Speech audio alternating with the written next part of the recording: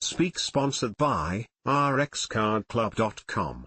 Get a free prescription drug card and save up to 85% on prescription drugs.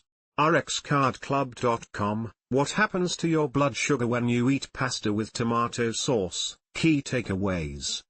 Pasta with tomato sauce can raise blood sugar, but portion size, preparation, and meal balance matter more than the sauce itself. Cooking pasta al dente and pairing it with protein, fiber, and healthy fats can help reduce post-meal blood sugar spikes. For people with diabetes, portion awareness and balanced meals help make pasta easier to include when managing blood sugar. The main points are: 1. Blood sugar effects depend on factors like portion size, whether pasta is eaten alone or as part of a balanced meal, and individual factors like insulin sensitivity. 2. Cooking pasta al dente and avoiding overcooking can help slow digestion and moderate the rate of glucose entering the bloodstream. 3.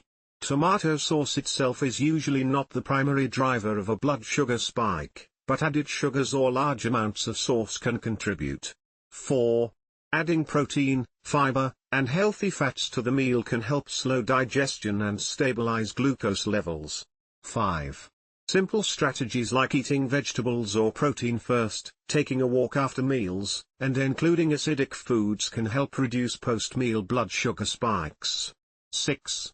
Whole grain, legume-based, and cooled/reheated pasta tend to produce gentler blood sugar responses. 7.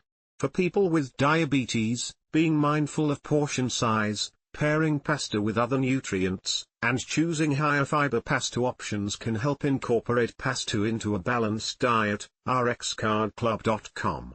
Get a free prescription drug card and save up to 80% on prescription drugs. Less than /speak.